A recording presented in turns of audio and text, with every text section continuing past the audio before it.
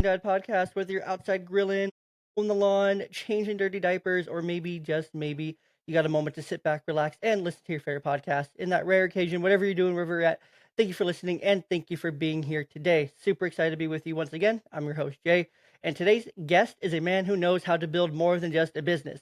He builds legacy. Gino Barbaro is an investor, business owner, educator, author, and podcast host of not one, not two, but three shows. And I remember I've tried to do multiple shows, more than one. And yeah, I don't know how you do it, man. Congrats. Cheers. He's grown his real estate portfolio to over 2,200 multifamily units and 350 million in assets under management. But even more impressive than that, he's a homeschooling father of six, a man of strong values, and someone who believes that wealth means nothing without family, faith, and purpose. Gino's also the best-selling author of Happy Money, Happy Family, Happy Legacy, and Baby Money Soldiers, books that help families redefine their relationship with money and legacy. So, with all that, make sure you grab your juice box, grab a snack, and let's welcome Gino to the show. Gino, welcome. Jay, thanks for having me on. How you doing? Doing great, man. It's early, it's morning. I like it. It's my favorite time of the day. It's my favorite time of the day to get a podcast going, get a podcast.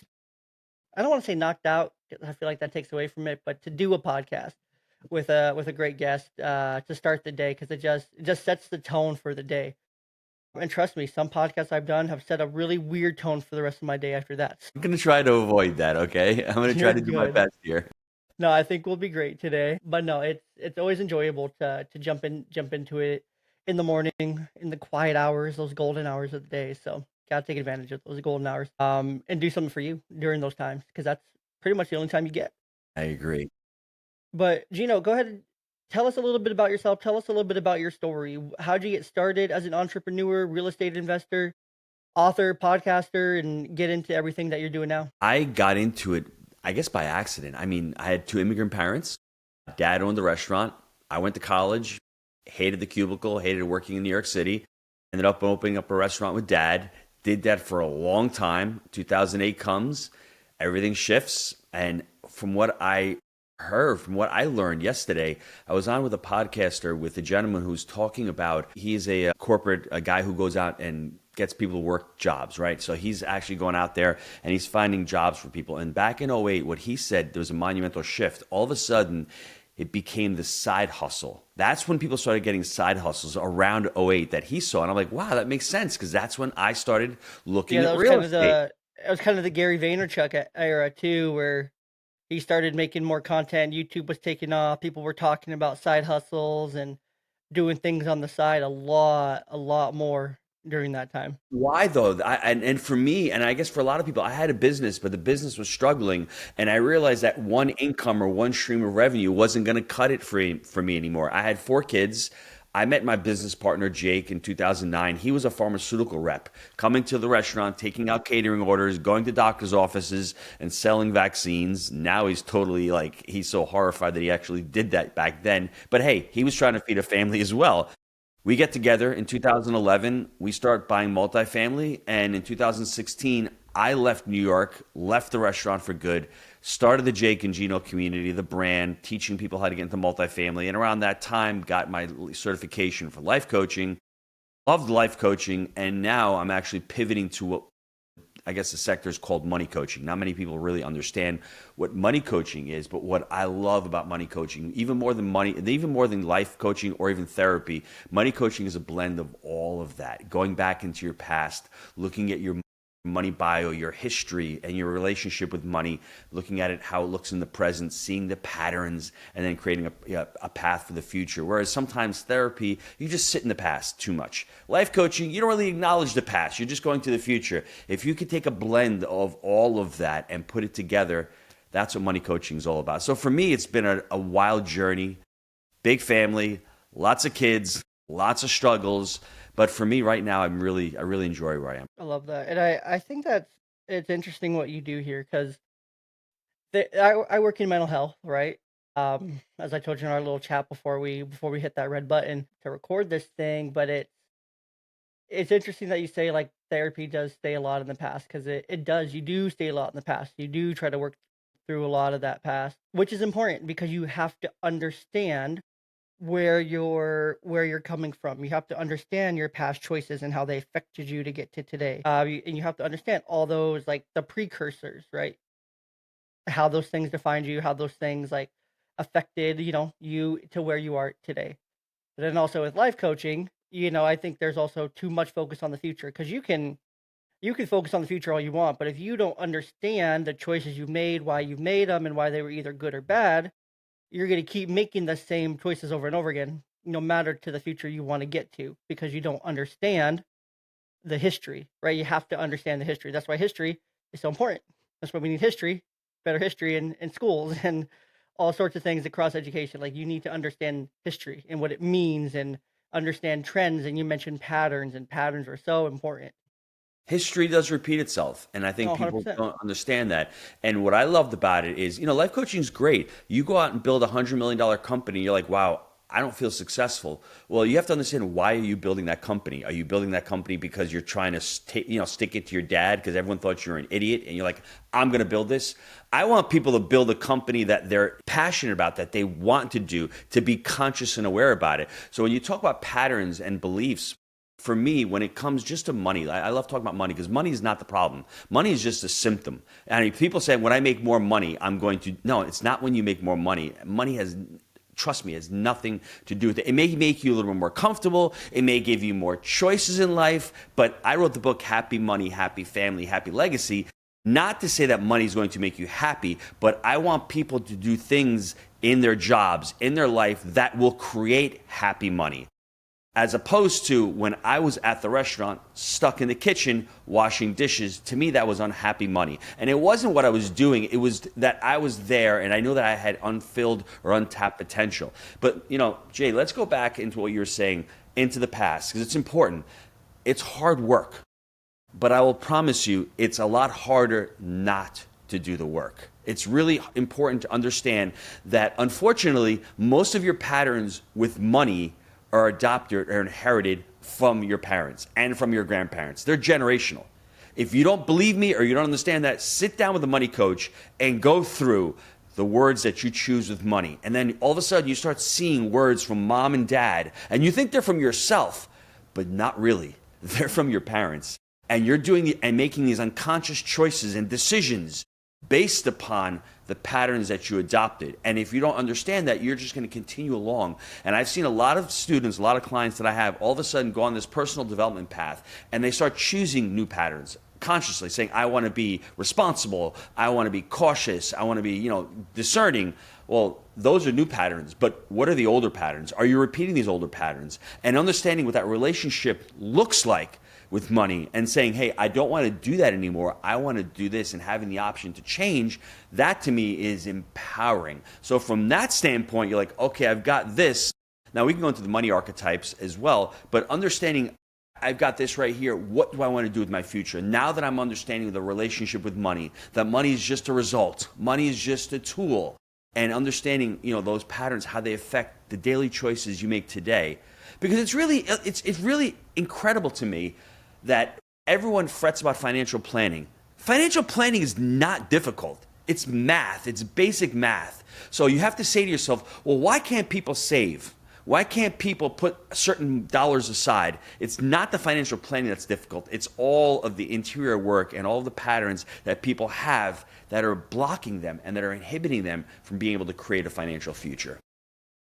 Yeah, and it's those habits like you're mentioning here, they come from generations before you, and you have to understand that. You have to know where you came from Mm-hmm. and where you're thinking about it, right? And understand like it's not 100% like your fault, but you also have to be aware of it enough to Yes. make those conscious choices, or you're just going to be stuck in the same pattern, same habit, same routines. Or like you're saying here, it's going to be unhappy money, or you're going to be unfulfilled. Even if you're on paper successful to the rest of the world, right? You can still be very unfulfilled at Yes. the end of it.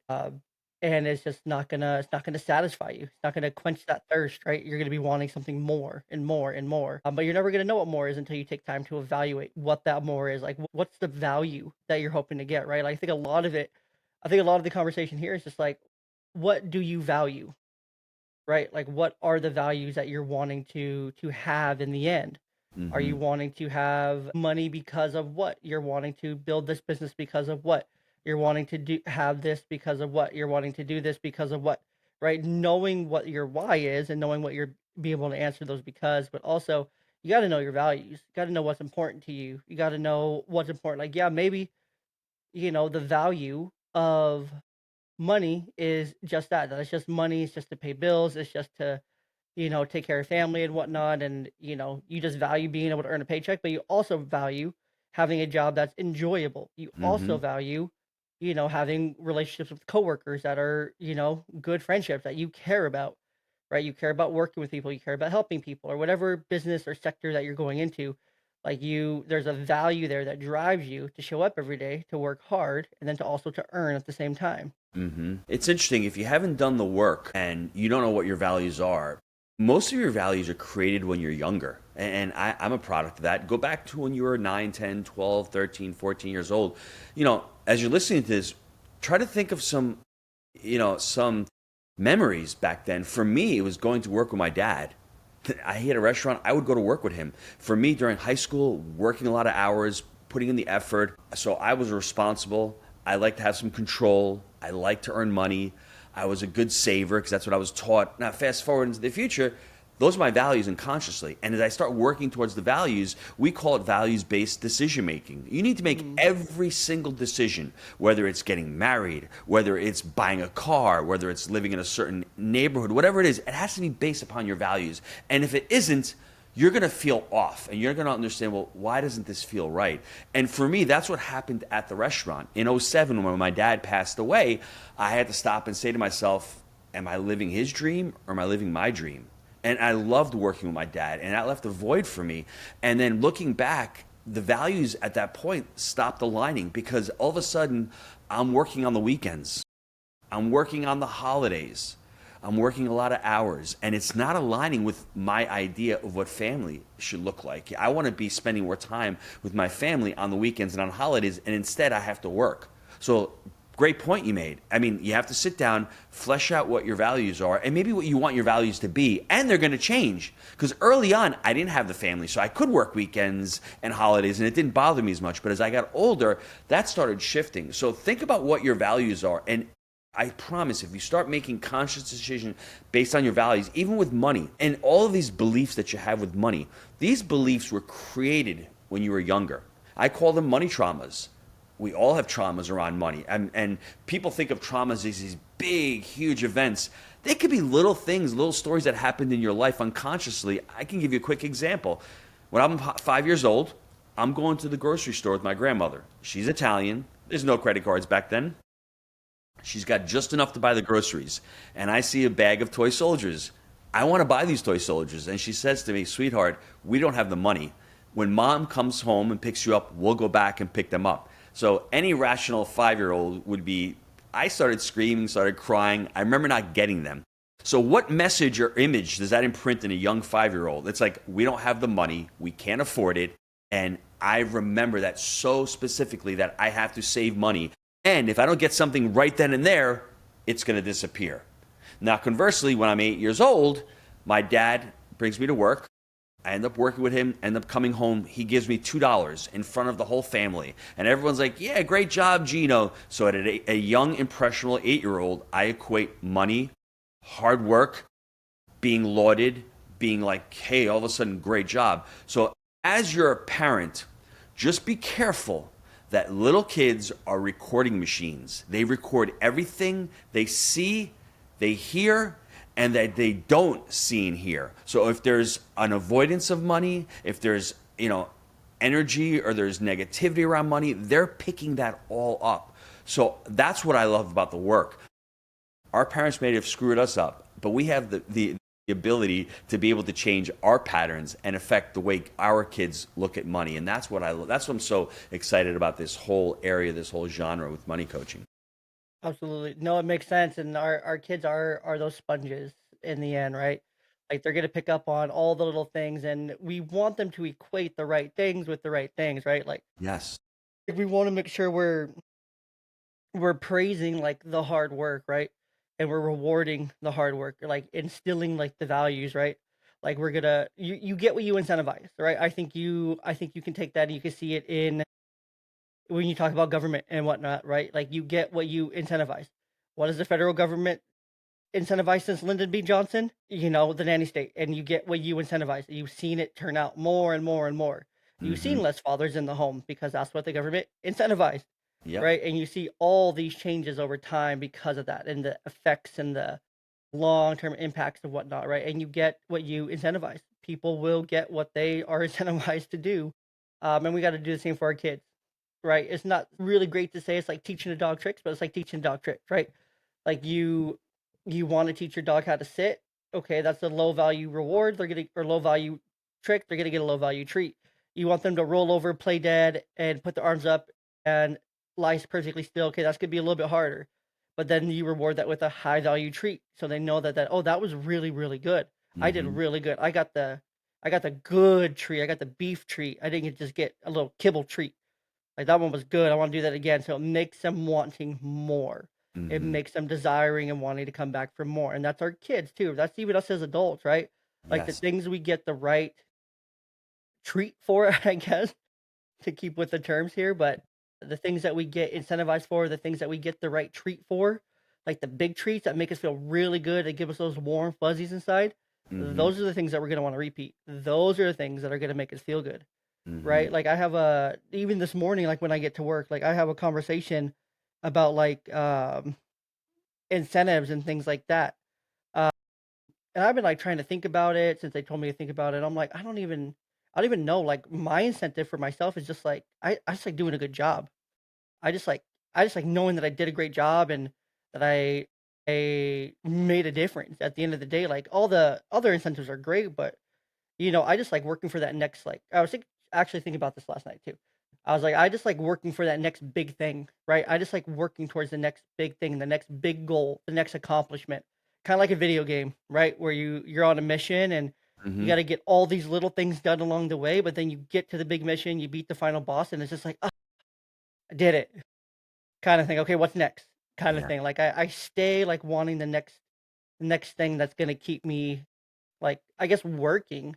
Like, Mm-hmm. incentives are cool and stuff, but I feel like once I get the incentive, like, I get lazy. Yes. Like, because I know myself. It's like, "Oh, cool, that's great. I got the incentive, I got the money, I got the reward, but, what I guess I could just do it again, but I already got it once, and it's like, I wanna keep working, I wanna keep growing, I wanna keep getting better, I wanna keep learning, I wanna keep improving, I wanna keep making a difference and chasing something. It's about the chase. It's about the chase Mm-hmm. for me. It's about the chase. I love the chase. I don't know about you, but I love the chase.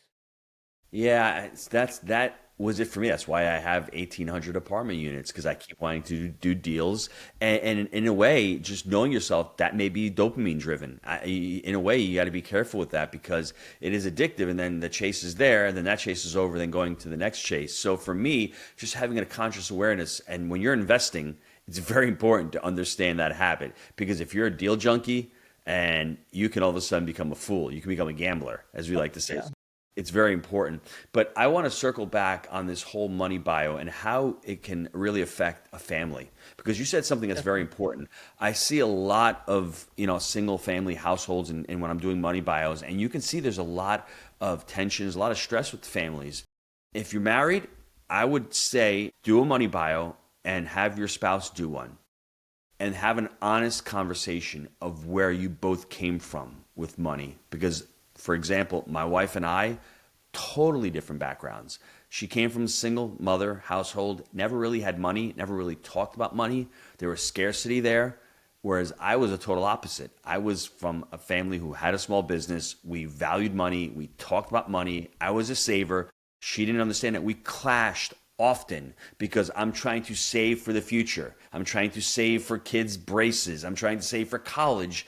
And she's a stay at Yeah, home you're trying mom. to think you're trying to think ahead. Like, you're trying to think ahead, Yes. and you're trying to plan and be Yes. practical and take that practical approach and whatnot, and it's like, I 100% get that because 'cause I'm very similar. Like, my dad owned a construction company growing up. He still does really well, flips houses, things like that, but, like, there are a lot of times where money was sometimes scarce and, like, didn't always have the money to, like he always made it work, he always found it with me and my brothers and stuff, but it's like, there wasn't always money for a vacation that year. There wasn't always money for for a new pair of shoes, just for have a new pair of shoes, or there wasn't money for those things. And so now, like, I think about this, like, as an adult, since you've been talking, and I'm just like, sometimes, like, I tell my wife, like, I would love to go and do that thing, or take that trip, or go on that thing, but it's like, man, I just don't know where that's gonna come from. Like, yes, we technically do have it and whatnot, but, like, I'm thinking ahead, right? It's like, "Oh, well, we're planning to move here in,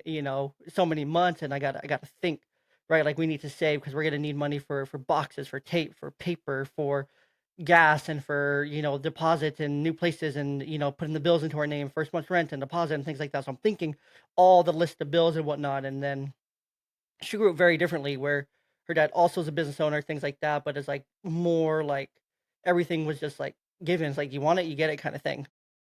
You don't We don't shop the brand, we don't shop the off brand, like, get brand name. It's like we get the brand name, we get the things that we want all the time. And it's like, man, I don't even know what a brand name is half the time. Like, I'll go to the store, and, like, I specifically will look for the off brand because I know it's cheaper. That's how I grew up, like, with my grandma and then with my dad later. It's like, I know the off brand's cheaper, and it tastes it's fine, right? Like, it's fine.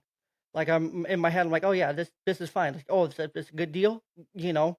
Buy 2 or 3 because it's a really good deal. Like, if it's on sale, like, buy it, kinda thing. Stick it in your freezer, so then you have it and you save later, kinda thing. So that's how I think. When my wife is like, "Oh, just go to the store and get what you need," like, today, it's like, what if it's not on sale, though? What if it's more expensive? What if it's, like, the price went up versus, like, you coulda got it 2 weeks ago when it was on sale and it was cheaper, but now you're spending more. It's like, now you just lost money, and it's like this whole, like, thought pattern So kinda thing. if I'm coaching you and I'm using something that's called an archetype, a money archetype that Mhm, Deborah Price and the Money Coaching Institute she's created, a money archetype is a character. It's inside you. That's actually mhm, it's actually guiding the way you're thinking. So there's 8 archetypes.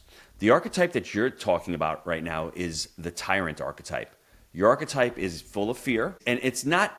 You're more of a self-tyrant because you're fearful. There's scarcity involved. You have to control things, right? mhm, Whereas your wife sounds more of like the innocent slash fool, right? And the person who's gotten a lot of stuff in. Innocents really are there. They're sort of detached. They really don't know about money. They're hidden. They've been giving things. And neither one is good or bad. But you mhm, could see the clash where you're controlling and scared. And she's like, hey, let's go. Let's party it up, right?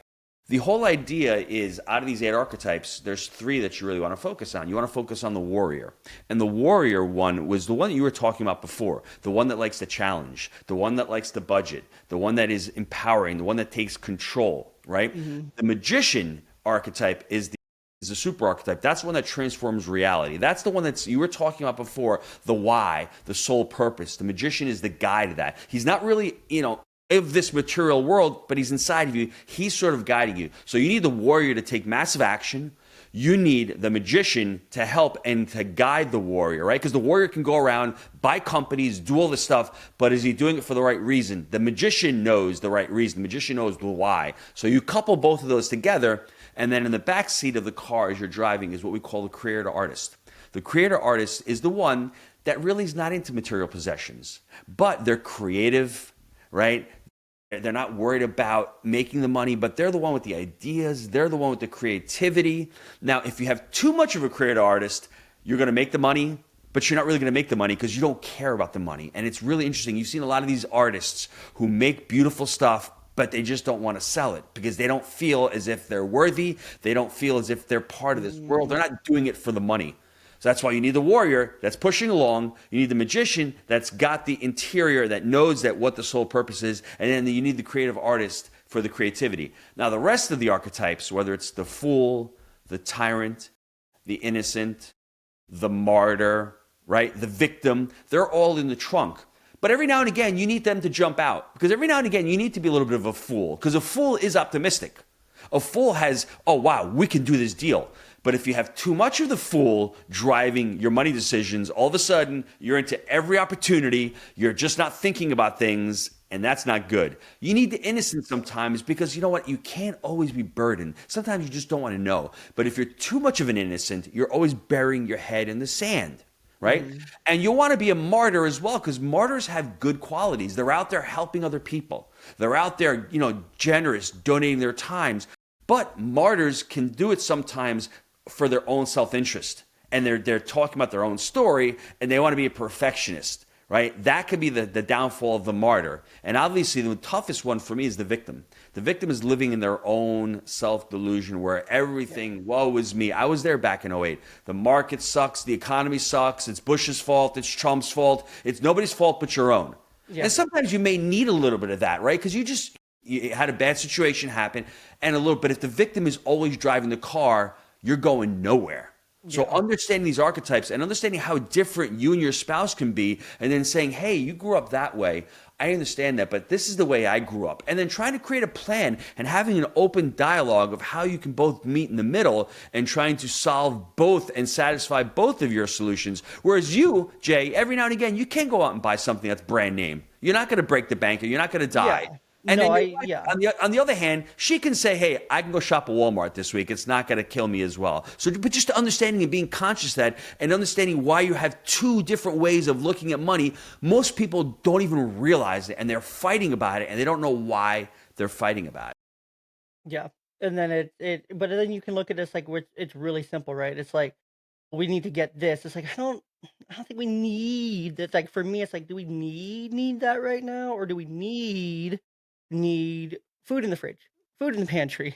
Or do Hmm. we need to make sure we put gas That's in the the car? tyrant. The tyrant of you is saying food in the fridge and food in the pantry. Do you think you're not going to have food in the fridge and food in the pantry? No, I 100% will, So kind that's of that's thing. my It's point. just like, do we I'm need? not diminishing what you're No, saying. I know. I feel the same way you do, but that's Yeah. what the tyrant does. The tyrant goes back into fear and goes back into control. And that's a good conversation to have, a need versus a want, because it's Hmm. very important. But at the same time, you can slip into that tyrant mode and then you're domineering, or, oppressive to the other side, and that's why they get into an argument instead of trying to be the warrior or the magician and really having a great conversation and saying, hey, listen, 2 or 3 years down the road, I love to be here. How can we get there if we're spending so much money here? That's a better conversation That makes than more saying, sense. hey, you know what, I need to have food in the pantry, because then she's going to say, what are you, nuts? Of course we're going to have that, right? Yeah. But when you go into fear, there's three types to your brain. This is important, everybody. Three types in the brain. Let's talk about the emotional part, which is the midbrain. But if you don't start out with that instinctive part of the brain, where all of a sudden there's fear, you have fight or flight, your body's flooded with cortisol, and the tyrant gets all afraid, and you can't go from that fear brain to your logical, your frontal lobe. It does not happen. That's what's happening in society right now. Everyone is so full of emotions and full of fear. They're in a sympathetic state, their body. They're constantly being full of stress and cortisol.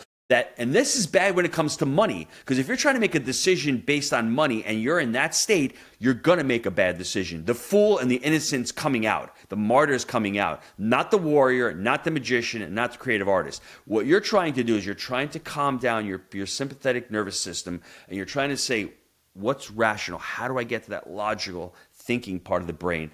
Talking about not having food in the pantry and going hungry, you're going to stay in that primitive part of your brain. You're not going to slip in to the rational part. You're always trying to get to that rational part to have that conversation to say, well, what do we need to do? What's the plan look like? Unfortunately, most people don't get there because they're run by their emotions solely. I know you need to have emotions. I get it. I'm a passionate dude. I'm Italian. I love to get emotional, but I can see after 5 or 10 minutes of calming down, I can have a rational response and put a plan together. If I don't do that, then I will not have any good ideas coming out of myself. That's just reality. Yeah. No, that makes sense. And it like you're saying here, like it goes back to what we talked about at the very beginning, right? Like what's your end goal? What's your goal in mind? What are you working towards, right? For Hmm. me, it's like what am I chasing along the way? It's like what am I chasing? Am I chasing, an investment opportunity that I need X amount of dollars for? Am I chasing, you know, going into something better? So I need X amount of dollars for this purchase, or I need X amount of dollars for that purchase, Hmm. car, home, phone, investment, here, there, right, right? Like where do I need to invest, so much in? Yes. So I need to be working for X dollar, which along the way, what do I need to start doing now? Is that gonna mean, you know, if I need to get something from the gas station, is that gonna mean and I know the gas station's like a 7-minute walk from where I live? Does that mean I take the walk in a 95-degree afternoon? to go to the gas station to get the ice cold drink I want anyway. So I'll be fine once I get there, and it's a 7-minute walk, which is probably good for me, a little 15-minute walk round trip. Or do I get in the car, burn off that gas, and then have to put more gas in the tank later when I could have just walked, kind of thing. Like little things like that. Or do I buy my coffee? Do I, go to Costco and buy a case of energy drinks, or am I buying the 2 for $5 or 3 for $7 every other day? Hmm. Kind of thing, right? Versus just buying it in bulk to where they cost me $1.20 Hmm. per at the end of the day, right? Like it's decisions like that we have to make along the way to get to our end goal. And then I think that comes back to the conversation that I think would be interesting to have is like the need versus want and instilling that in our kids, right? Because for me, and this could be some of that primitive mindset as well for me, but it's like you need, and also my psychology brain, like you need your Maslow hierarchy of needs, right? Like you need food, you need water, you need shelter, you need clothes on your back, you need transportation, right? You also need love, you also need affection, you also need, validation, things like that. But the basic needs, things that money can buy, are food, water, shelter, clothes, heat, or air conditioning or whatever, right? Those are things that you need. You absolutely need those things. And then for me, how I grew up was like the rest is like wants, right? You need to have a pair of shoes. You want the new pair of Jordans that just came out. So You the only question need. is, but the question is, this is important for everybody. The question is, when you're asking a want, that's the reason why you want to go back into your money bio. Why do you want the Air Jordans? Is it something that you lacked when you were younger and now it's going to make you feel better? Is it a dopamine driven decision, right? And then it's going to make you feel good, but then after you buy them, the dopamine wears off and then you have to go for another want and continue the cycle. That's why it's really important to understand what your history looks like. For me, the need was, or the want was, to save money, save for a rainy day. I was very good at saving. I didn't like to spend money on myself. So when my wife wanted to spend money, I'm like, no, unconsciously, I don't like to spend money because I'm so addicted to saving money because that's how I was raised. So that's where the conflict comes. So understanding that as you're listening to this, what is your need versus want? Because everyone has difference, and it does Mhm. come based on your values, like you said. But it's also an unconscious decision when you were younger. If your father or your mother told you, "We don't need to spend money on this," whereas I had a friend who was a doctor. She's a foot doctor. She grew up one of 6 kids, single mom. They were poor. Well, when she became a foot doctor, she started making money, and she spent money like water. And I look back at it now, 10 years ago. I wish I had known this stuff 10 or 15 years ago. She had so many clothes. She had so much stuff, and she had 6 kids as well. And her husband was a doctor as well. They lit so much money on fire. And now that I see the pattern, well, it's very, very, very easy for me to understand why. I mean, she basically did the opposite of what her mom had, and she grew up in extreme poverty. So for her to feel good, it was to be able to afford and to buy anything that she could.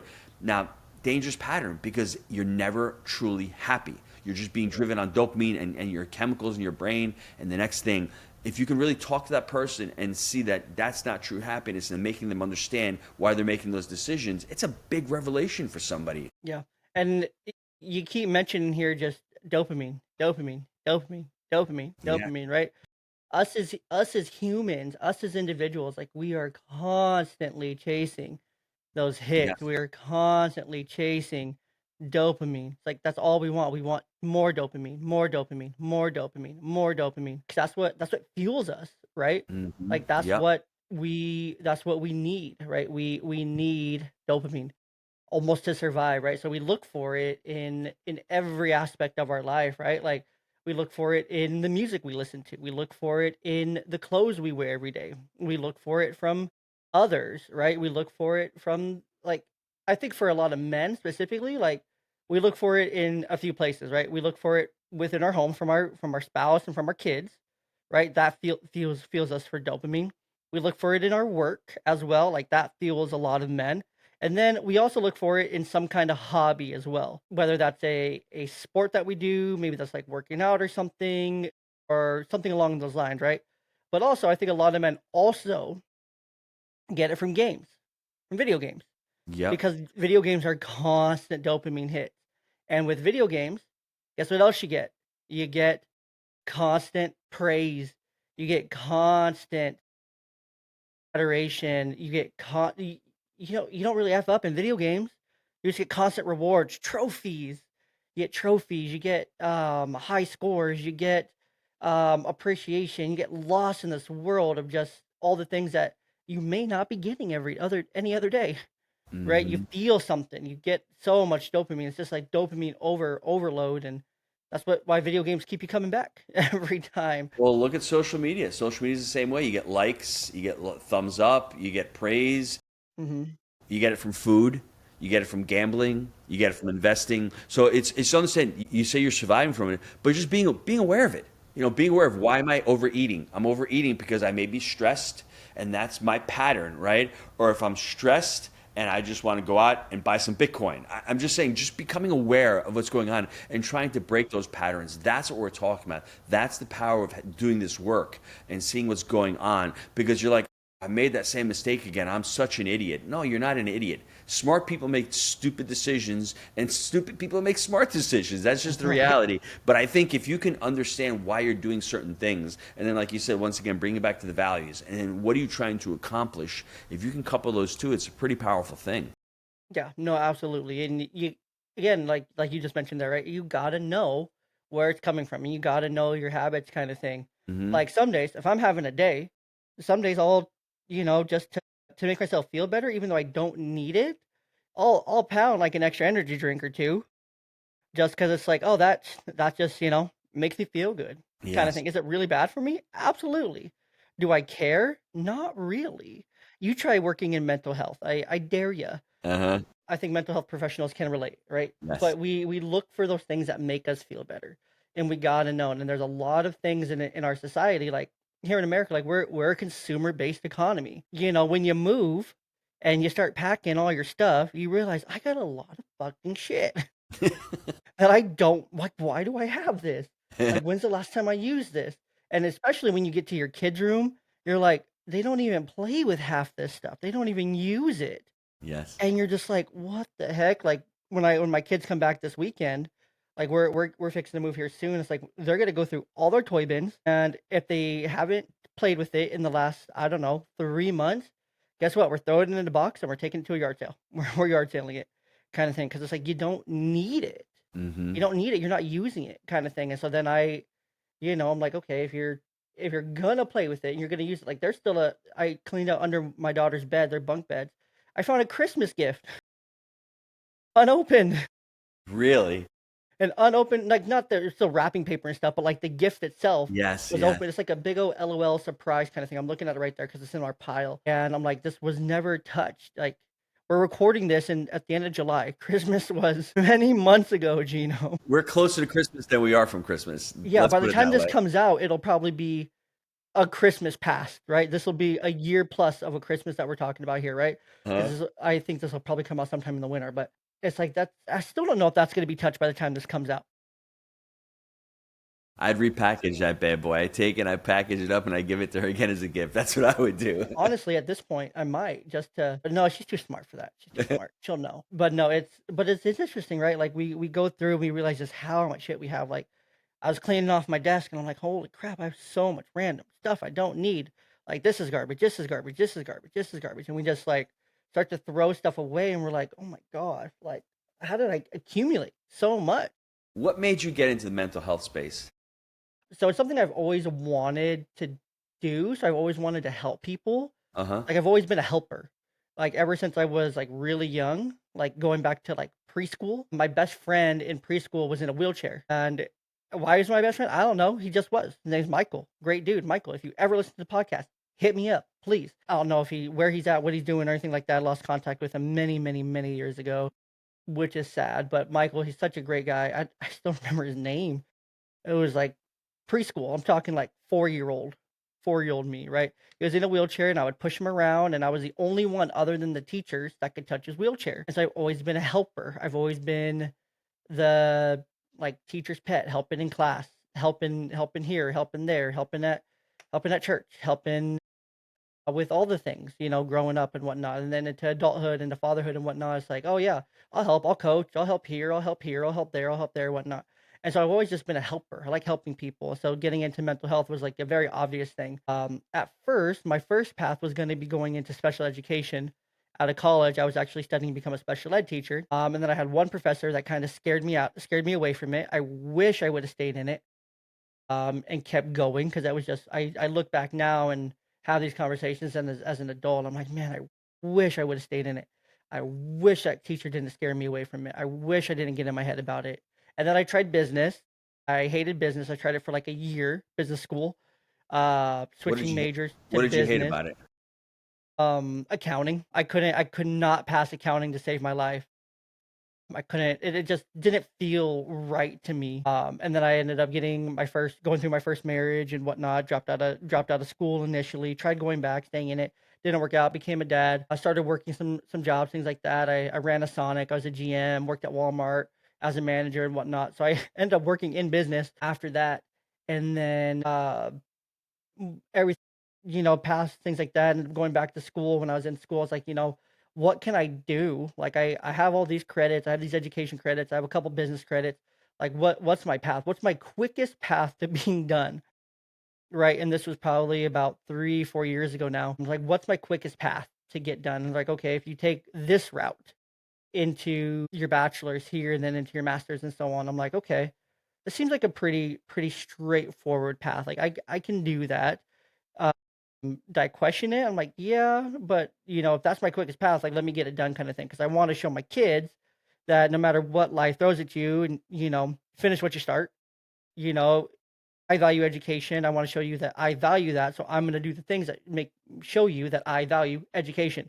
That I want Hmm. you to value your education, things like that. Because if I'm trying to instill a value in my kids, my daughters, that's like, oh, I want you to value your education, but I don't have a college degree of any kind.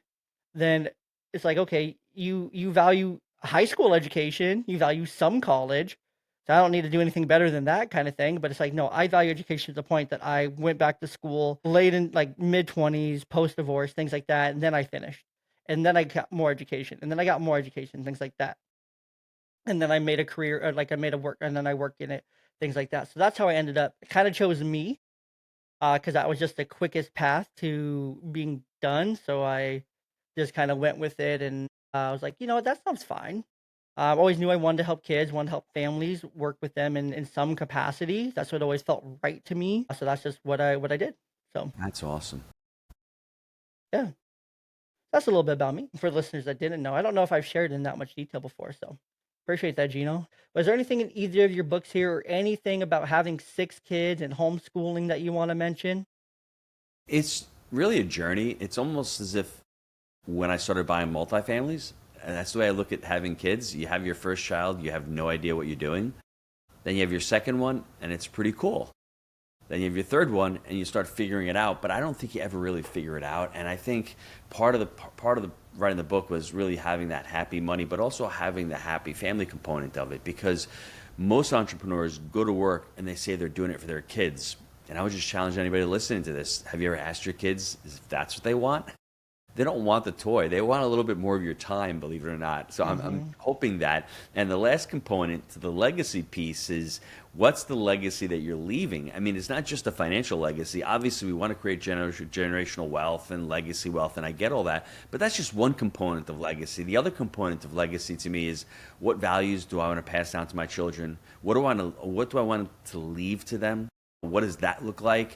And that really, you can start affecting that today, whether it's having breakfast, lunch, and dinner with them, whether it's spending quality time with them, whether it's them coming to work with you, whatever that looks like. Whatever, I have a business with a couple of my kids. I have quarterly accounting calls with them. So that's part of the legacy, letting them become financial stewards of the assets that I created, and creating that. But also, for us, is God first. So there's a lot of faith involved in that. So I want my children and my legacy to be able to look like, hey, I'm passing this along down to them. So trying to pull all three of those pillars together to be able to create happy money. Because when I went to the restaurant, it wasn't happy money. It was unhappy. And I didn't want to see my kids have me come home and be so pissed off and not like work. I didn't want that. So I wanted to incorporate the value of happy money, building a happy family, and then ultimately leaving a happy legacy to your family.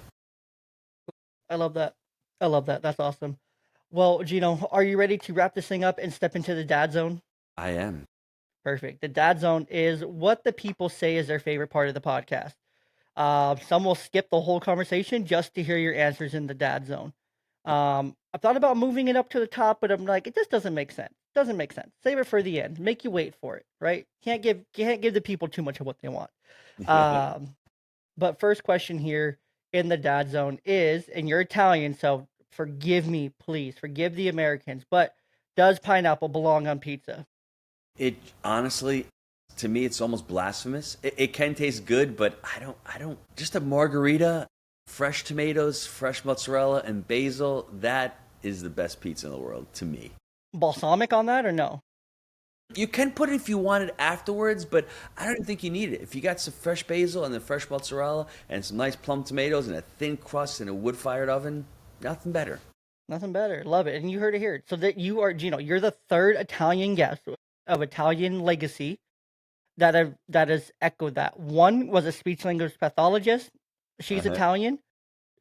Same answer. One was a pizza shop owner Uh-huh. in New Jersey. Mm-hmm. Yark's Pizza, long time restaurant. There in New Jersey, like multi-generational. They don't have a single pineapple on their menu.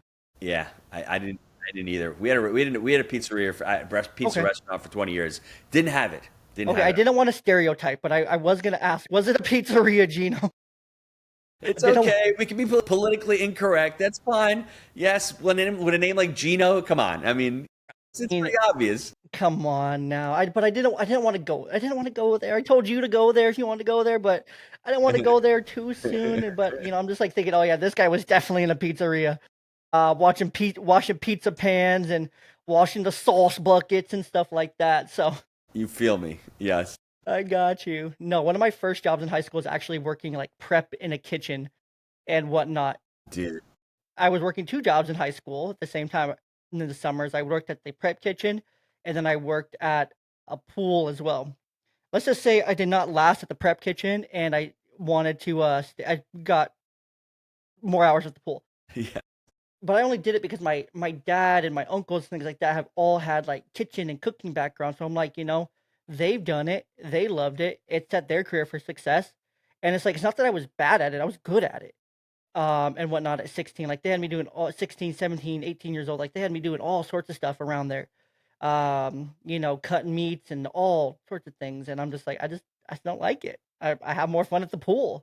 Plus I'm like a 17-year-old dude. Of course I'm gonna want to be at the You pool realize that more. early on, exactly. Yes. Yeah, it's like of course I want to be at the pool more. Have you seen what's at the pool? Anyways, you get to invite three people over for dinner, dead or alive. Who are you inviting? Three people over for dinner. Yep, dead or alive. I mean, I would. I mean, obviously, I'd love to be able to have a conversation with Jesus, Love it. his mother Mary. I'd love to be able to speak to that, and Joseph. Let's have all three of them Interesting. over. Jesus, Mary, and Joseph. That's Yeah. a first. That's a first. Yeah. Jesus is a common recurring answer here in the pod, but Mary Yeah. and Joseph, those are first. That's interesting. Yeah. It Well, would listen, be kind of. it's the Holy Family. I mean, It that's is. It is. It would be interesting to get them all over and talk about everything they went through.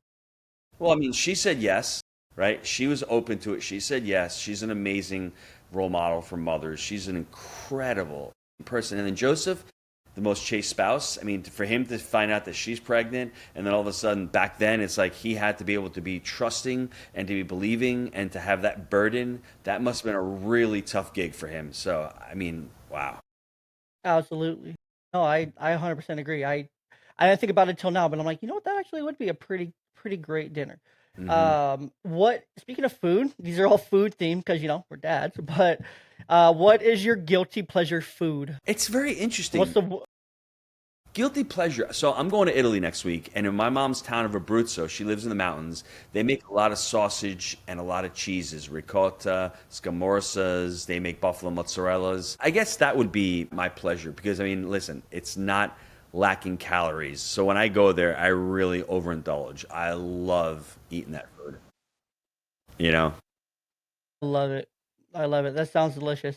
Um, I gotta get to Italy because I want to see different parts of Europe. I've been to Turkey, been to Greece, but I definitely Greece want to is see beautiful. more of those. It is. It is gorgeous. Being right there on the beach. or being right there Yeah. on the water to where you see the bridge that connects Turkey to Greece and whatnot Hmm. right there on both sides is, oh, stunning, stunning. Yeah. But anyways, enough about us, Gino. Enough about our what we're talking about for vacation and whatnot. Can already tell you're in vacation mode. You're ready to get going. I But to our listeners here, first off, Gino, thank you for this great conversation today. This has been super fun. I love when we just have easy flowing conversations and they go completely off script. I didn't ask you a single question that I prepared for you, but yet we hit all the key points that I wanted to cover today.